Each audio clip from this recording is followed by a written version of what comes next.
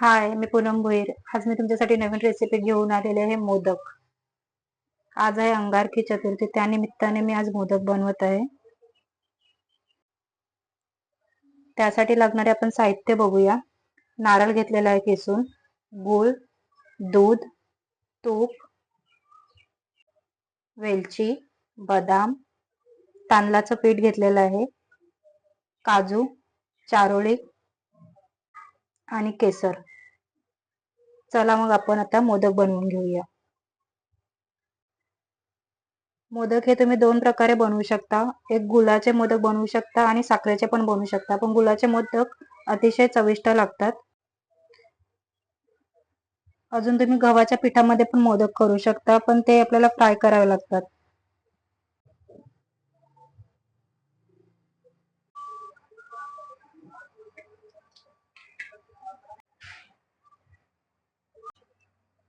एक चमचा तूप घातले मी आणि त्यामध्ये मी नारळाची चव आता शिजवून घेते.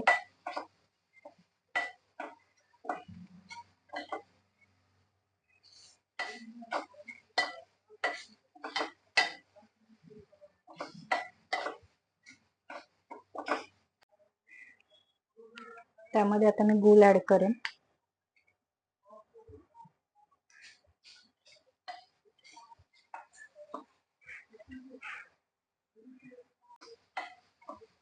गूळ आता व्यवस्थित आपल्याला शिजवून घ्यायचा आहे. जशी मी ओल्या नारळाची करंज्याची रेसिपी केलेली सेम तसंच आपल्याला सारण करायचं आहे. फक्त त्यामध्ये मी तीळ आणि खसखस ऍड केलेली. ह्याच्यामध्ये तीळ आणि खसखस नाही टाकणार आहे. जर तुम्हाला टाकायचं असेल ते पण टाकू शकता. तेही सारण खूप टेस्टी लागतं.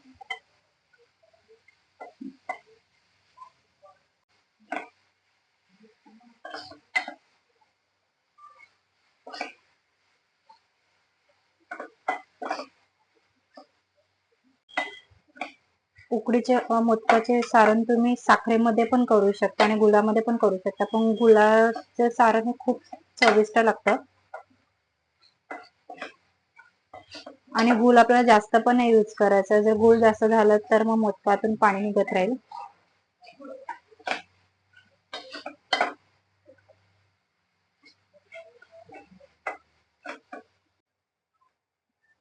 गूळ आता आपलं शिजलेलं आहे. त्याच्यामध्ये मी ड्रायफ्रुट्स टाकून घेते. काजू, बदाम, मनुका आणि वेलची.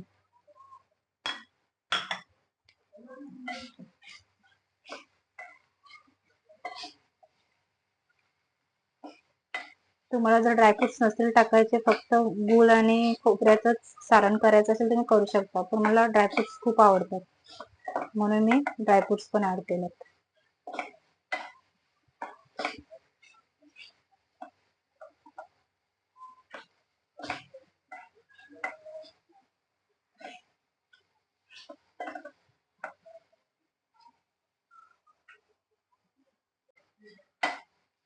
हे बघा आपलं सारण रेडी आहे.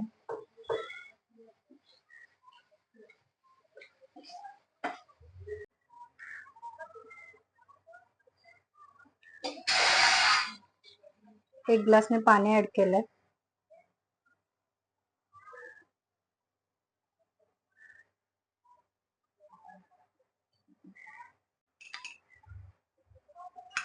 त्यामध्ये अर्धा चमचा तूप आणि थोडस दूध. मी जेवढं पाणी घेतलंय तेवढंच मी पीठ घेणार आहे तांदळाचं. त्या प्रमाणाने आपण ह्याची उकड काढणार आहोत. मला आता एक उकळी येऊ दे. पाण्याला उकळी आलेले आहे. आता आपण हे तांदळाचं पीठ ह्याच्यात टाकून घेऊया. जेवढं मी पाणी घेतलेलं तेवढंच मी पीठ घेतलंय. तुम्ही या मापाने करा, तुमचं परफेक्ट उकड निघेल.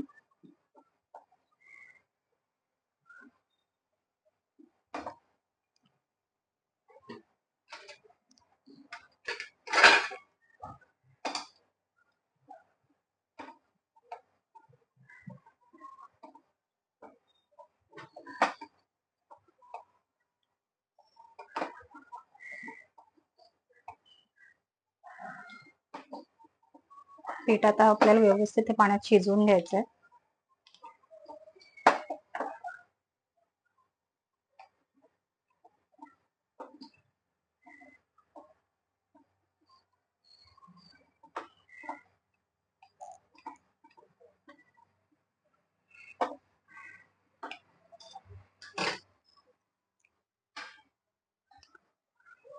2 मिनिटं झाकून देऊन एक वाफ घेऊया आपण.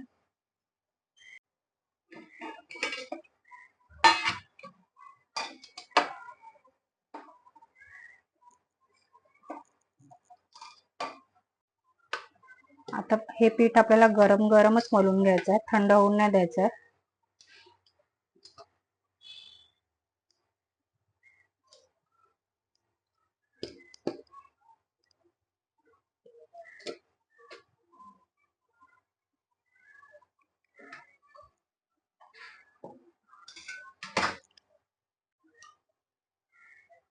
थोडंसं पाणी ऍड करायचं आणि पीठ गरम आहे म्हणून पहिला मी ग्लासानेच त्याला मळून घेणार आहे, कारण की थंड झाल्यावर पीठ हे पूर्ण अजून चिकट होणार.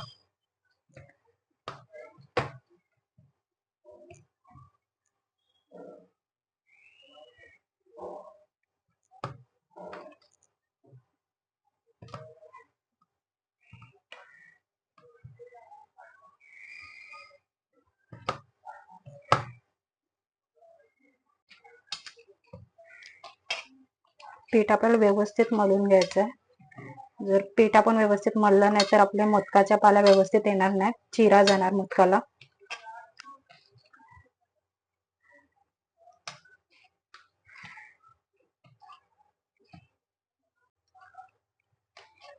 लागेल तसं हाताला थोडं थोडं पाणी घ्यायचं आणि पीठ व्यवस्थित मळून घ्यायचं. जर पीठ व्यवस्थित मळलं नाही तर आपल्या मोदकाच्या पाला व्यवस्थित येणार नाही आणि चिरा पण पडतील.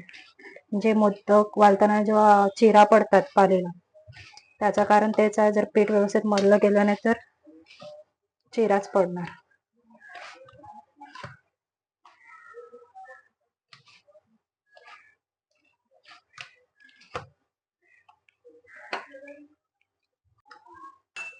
थोडंसं तूप घेणार मलायला.